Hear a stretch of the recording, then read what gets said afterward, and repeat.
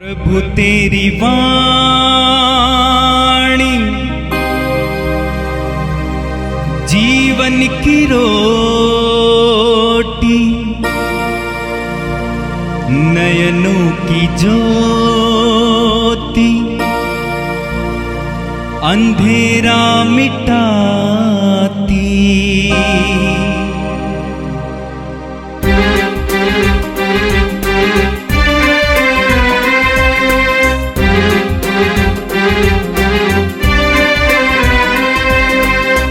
प्रभु तेरी वाणी जीवन की रोटी, नयनों की ज्योति, अंधेरा मिटाती। प्रभु तेरी वाणी जीवन की रोटी, नयनों की ज्योति, अंधेरा मिटाती। वाणी वाणी वाणी वाणी वाणी पवित्र है, शाश्वत है, जीवन का मन्ना है। 4 सितंबर शुक्रवार। पहला पाठ कुरिन्थियों के नाम संत पौलुस का पहला पत्र, अध्याय 4, पद संख्या 1 से 5 तक। लोग हमें मसीह के सेवक और ईश्वर के रहस्यों के प्रबंधकर्ता समझें। अब प्रबंधकर्ता से यह आशा की जाती है कि वह ईमानदार निकले। मेरे लिए इस बात का कोई महत्व नहीं कि आप लोग अथवा मनुष्यों का कोई न्यायालय मुझे योग्य समझें। मैं स्वयं भी अपना न्याय नहीं करता। मैं अपने में कोई दोष नहीं पाता, किंतु इसका अर्थ यह नहीं है कि मैं निर्दोष हूँ। प्रभु ही मेरे न्याय करता है, इसलिए प्रभु के आने तक कोई किसी का न्याय नहीं करे। वह अंधकार के रहस्य प्रकाश में लाएगा और हृदयों के गुप्त अभिप्राय प्रकट करेंगे। उस समय हर एक को ईश्वर की ओर से यथा योग्य श्रेय दिया जाएगा। यह प्रभु की वाणी है। संत लूकस के अनुसार पवित्र सुसमाचार अध्याय 5 वाक्य 33 से 39 तक। फरीसियों और शास्त्रियों ने यीशु से कहा, यूहन्ना के शिष्य बारंबार उपवास करते हैं और प्रार्थना में लगे रहते हैं, और फरीसियों के शिष्य भी ऐसा ही करते हैं, किंतु आपके शिष्य खाते पीते हैं। यीशु ने उनसे कहा, क्या जब तक दुल्हा उनके साथ है तुम बारातियों से उपवास करा सकते हो? किंतु वे दिन आएंगे जब दुल्हा उनसे बिछोड़ जाएगा, उन दिनों वे उपवास करेंगे।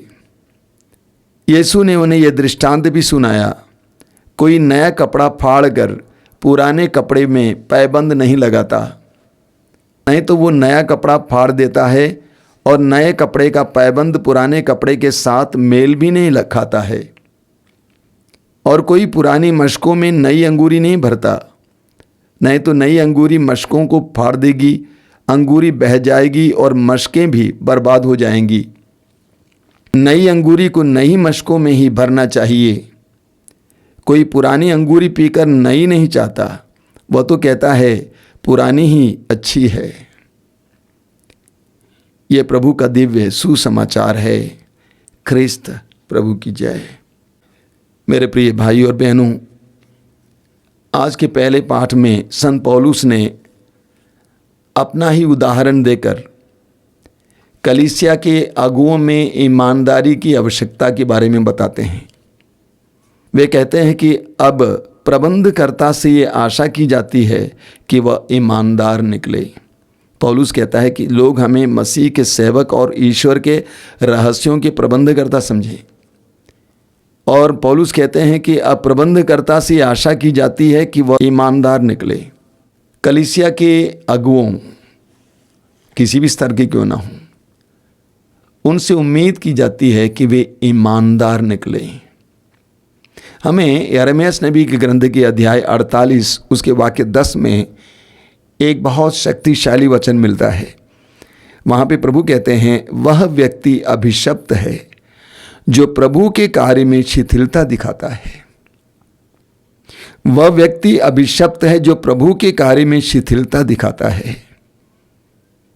उस समय भी और आज भी मुझे लगता है कलीसियाओं में, विश्वासियों में ये देखने को मिलता है। अगुआ चाहे किसी भी स्तर के हों, छोटे स्तर पे या ऊंचे स्तर पे, प्रभु के कार्य में शिथिलता बरतते हैं। अन्य कार्यों के लिए उनके पास समय है, पैसा है, ऊर्जा है, लेकिन प्रभु के कार्य में शिथिलता बरतते हैं, यानी ढीलापन बरतते हैं। प्रार्थना के लिए कम समय है, अन्य बातों के लिए बहुत कम ऊर्जा है, धन इत्यादि है। प्रभु के काम को हल्के से लेते हैं, अन्य कार्यों को गंभीरता से लेते हैं। प्रभु कहते हैं कि ऐसे लोग अभिशप्त हैं। ऐसा नहीं होना चाहिए। हमें ईमानदार होना चाहिए। जो भी जिम्मेदारी हमारे ऊपर रखी गई है, हमें ईश्वर से ईमानदार रहना चाहिए, ईश्वर के प्रति ईमानदार रहना चाहिए। हमें अपने लोगों के प्रति ईमानदार रहना चाहिए। हमें अपने कार्य के प्रति ईमानदार रहना चाहिए। मेरी जिंदगी में मैंने एक चीज जिसको महत्व दिया है, वो यह है, प्रभु के कार्य में ढीलापन नहीं होगा। इस आश्रम में भी मैं इस बात पर जोर देता हूं, अन्य कार्यों में ढीलापन रहे कोई बात नहीं। मैं अक्सर बोला करता हूं, तू फटा कपड़ा पहन के घूम, कोई बात नहीं, लेकिन प्रभु के काम में कोई कमी नहीं होनी चाहिए। प्रभु को सबसे पहला महत्व, उसके बाद बाकी सब कुछ को। प्रभु के कार्य को सबसे पहला महत्व। पिछले 25 साल से मातृधाम आश्रम में हर रविवार को सत्संग होता रहा और हर दूसरे शनिवार को, सेकंड सैटरडे को सत्संग होता रहा। इसमें मैंने कभी कटौती नहीं की। एक दिन भी बिना ऐसा कार्य हुए नहीं रहा, एक दिन भी नहीं रहा। अभी लॉकडाउन में तो बात अलग है। प्रभु के कार्यों में ढीलापन नहीं होना चाहिए, ईमानदारी होनी चाहिए। आप देखेंगे लूकस के सुसमाचार के अध्याय 19, प्रभु एक सुंदर दृष्टांत सुनाते हैं, अशर्फियों का दृष्टांत। एक मालिक ने अपने सेवकों को बुलाकर उनको अशर्फियां दे दी और वे परदेश चले गए। कहा कि इससे व्यापार करो। एक ने उसको 10 कर दिया और मालिक के पास आकर कहा, जब मालिक वापस आया, मालिक आपने मुझे 1 दिया, मैंने इसको 10 कर दिया है। मालिक ने कहा, लूकस अध्याय 19 वाक्य 17, शाबाश भले और ईमानदार सेवक, मैं तुमको 10 नगरों पर नियुक्त करूंगा। ये प्रभु का गणित है, ये प्रभु का प्रपोशन है। जब हम ईमानदार होते हैं, प्रभु हमें बड़ी बड़ी जिम्मेदारियां दे देते हैं, हमारे द्वारा बड़े बड़े कार्य करते हैं। लूकस के सुसमाचार के अध्याय 16 उसके वाक्य 10 और 11 में प्रभु कहते हैं, जो छोटी बातों में ईमानदार रहे वे बड़ी बातों में भी ईमानदार रहेंगे। जो छोटी बातों में बेईमान निकले वे बड़ी बातों में भी बेईमान निकलेंगे। हर विश्वासी, विशेष करके हर अगुआ को ईमानदारी का पालन करना है। हर मामले में ईमानदारी, रिश्तों में ईमानदारी, बोली में ईमानदारी, पैसे के मामले में ईमानदारी, कार्य में ईमानदारी, ये अनिवार्य है।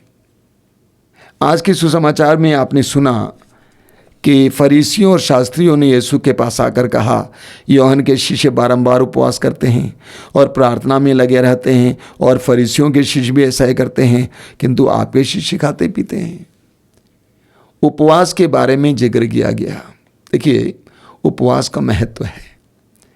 दुनिया के सभी, करीब करीब सभी धर्मों में उपवास पर जोर दिया जाता है। कुछ धर्मों में ज़्यादा जोर नहीं दिया जाता, बल्कि अन्य धर्मों में उपवास पर जोर दिया जाता है। कहीं 40 दिन का उपवास, कहीं कड़ा उपवास, कहीं कठोर उपवास, और हम ईसाइयों में भी यह है। तो उपवास का महत्व है। प्रभु यीशु ने स्वयं अपने शिष्यों से कहा, बिना उपवास और प्रार्थना के इस जाति के अवधूतों को निकाला नहीं जा सकता है। तो उपवास का महत्व है। प्रभु यीशु स्वयं 40 दिन और 40 रात के उपवास में समय बिताया। 40 दिन और 40 रात बिना खाए पिए। लेकिन जब प्रभु यीशु के 7 शिष्य थे, उस समय वे उपवास नहीं करते थे, बल्कि खाते पीते थे। प्रभु ने कहा, जब दुल्हा ले लिया जाएगा उपवास करेंगे। ऐसा हुआ भी। प्रभु के मरने के बाद शिष्यों ने बहुत उपवास किया। आप प्रेरित में पढ़िए, अन्यत्र भी पढ़िए। शिष्यों ने बहुत उपवास किया। उपवास का महत्व है।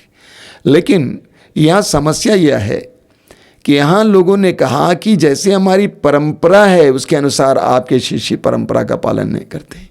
उपवास वे करते थे नियम का पालन करते हुए, परंपरा को बनाए रखते हुए, लेकिन प्रभु यीशु जो उपवास लाते हैं वो दूसरे प्रकार का उपवास है। सुसमाचार में आप पढ़ेंगे लूकास अध्याय 4 में कि पवित्र आत्मा प्रभु यीशु को 40 दिन और 40 रात के उपवास के लिए ले गया।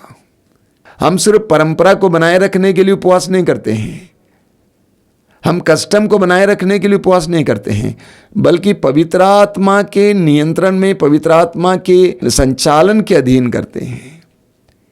पवित्र आत्मा यीशु को 40 दिन और 40 रात उपवास करने के लिए ले गए, तो पवित्र आत्मा हमें भी इस तरह कार्य करने को ले जाएगा। जब हम आवश्यकता में उस समय उपवास और प्रार्थना करेंगे। आगे प्रभु यीशु कहते हैं, प्रभु यीशु जो आध्यात्मिकता लाई है वो फरीसियों की आध्यात्मिकता नहीं है। वे पुरानी चीज को छोड़ने को तैयार नहीं थे। प्रभु यीशु एक नई आध्यात्मिकता लाए हैं। वो परंपराओं में बंधी हुई आध्यात्मिकता नहीं है, वो नियमों में बंधी हुई आध्यात्मिकता नहीं है, बल्कि पवित्र आत्मा के अधीन आध्यात्मिकता। नियम में बंधी हुई आध्यात्मिकता, परंपरा में बंधी हुई आध्यात्मिकता नहीं, बल्कि पवित्र आत्मा के अधीन आध्यात्मिकता। आप देखेंगे यूहन्ना के सुसमाचार के अध्याय 3 उसके वाक्य 8 में प्रभु यीशु कहते हैं उस व्यक्ति के बारे में जो पवित्र आत्मा से संचालित है। यूहन्ना का सुसमाचार उसके अध्याय 3 वाक्य 8 में क्या लिखा हुआ है? प्रभु निकोदेमुस को समझाते हैं, पवन जिधर चाहता उधर बहता है, पवन जिधर चाहता वहाँ उधर बहता है। आप उसकी आवाज़ सुनते हैं परंतु ये नहीं जानते कि वो किधर से आता और किधर जाता है। जो आत्मा से जन्मा है वो ऐसा ही है, जो आत्मा से जन्मा है वो ऐसा ही है। प्रभु यीशु पवित्र आत्मा के अधीन एक आध्यात्मिकता लाए हैं। प्रभु कहते हैं जो पवित्र आत्मा के अधीन है वो पवित्र आत्मा द्वारा संचालित किया जाता है। इसीलिए मसीहत पवित्र आत्मा के अधीन जीवन का एक दूसरा नाम है। गलातियों के पत्र के अध्याय 5 उसके वाक्य 16 से 18 तक संत पौलुस क्या लिखते हैं? संत पौलुस लिखते हैं, मैं ये कहना चाहता हूँ आप लोग आत्मा की प्रेरणा के अनुसार चलेंगे तो शरीर की वासनाओं को तृप्त नहीं करेंगे। शरीर तो आत्मा के विरुद्ध इच्छा करता है और आत्मा शरीर के विरुद्ध, ये दोनों एक दूसरे के विरोधी हैं। इसलिए आप जो चाहते हैं वो नहीं कर पाते। वचन 18 में लिखा हुआ है, यदि आप आत्मा की प्रेरणा के अनुसार चलते हैं तो संहिता के अधीन नहीं हैं। यदि आप आत्मा की प्रेरणा से चलते हैं के अनुसार चलते हैं तो संहिता के अधीन नहीं हैं। प्रभु यीशु ने जो आध्यात्मिकता लाई वो आध्यात्मिकता पवित्र आत्मा के अधीन आध्यात्मिकता है। पवित्र आत्मा ही वहाँ संचालित करता है, ना कि परंपराएं। परंपराओं का महत्व जरूर है, लेकिन जो आत्मा के अधीन होने योग्य हैं। रोमियों के पत्र के अध्याय 8 उसके वाक्य 10 से हम पढ़ेंगे। रोमियों के पत्र के अध्याय 8 में भी संत पौलुस हमें पवित्र आत्मा के बारे में बताते हैं। वाक्य 10 में लिखा हुआ है, यदि मसीह आप में निवास करते हैं तो पाप के फलस्वरूप शरीर भले ही मर गए हैं किंतु पाप मुक्ति के फलस्वरूप आत्मा को जीवन प्राप्त है। वाक्य 14 में लिखा हुआ है, लेकिन यदि आप आत्मा की प्रेरणा से शरीर की वासनाओं का दमन करेंगे तो आपको जीवन प्राप्त होगा। वाक्य 15 में, जो लोग ईश्वर के आत्मा से संचालित हैं वे सबके सब ईश्वर के पुत्र हैं। आप लोगों को दासों का मनोभाव नहीं मिला है जिससे प्रेरित होकर आप फिर डरने लगें। आप लोगों को गोद लिए गए पुत्रों का मनोभाव मिला है जिससे प्रेरित होकर हम ये कहकर पुकारते हैं, अब्बा हे पिता। तो संत पौलुस हमें समझाते हैं कि प्रभु यीशु की आध्यात्मिकता, जो धर्म, अगर आप बोलें भी, जो धर्म यीशु लाए हैं वो पवित्र आत्मा का धर्म है, पवित्र आत्मा के अधीन जीवन का धर्म है। आप पूरे प्रेरित चरित्र को लीजिए। प्रेरित चरित्र में हम देखते हैं कि कैसे प्रभु यीशु के शिष्य पवित्र आत्मा के द्वारा संचालित किए गए थे। अजीब है। जब हम प्रेरित चरित्र पढ़ेंगे कैसे पेतरुस को पवित्र आत्मा ले जाता है, कैसे स्तेफनुस को पवित्र आत्मा ले जाता है, कैसे फिलिप को पवित्र आत्मा ले जाता है, कैसे थॉमस को पवित्र आत्मा भारत ले आए, कैसे पौलुस को पवित्र आत्मा संचालित करता है, कहाँ कहाँ ले जाता है।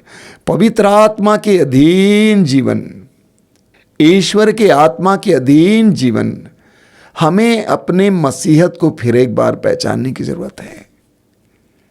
हम अन्य धर्मों की तरह नहीं हैं।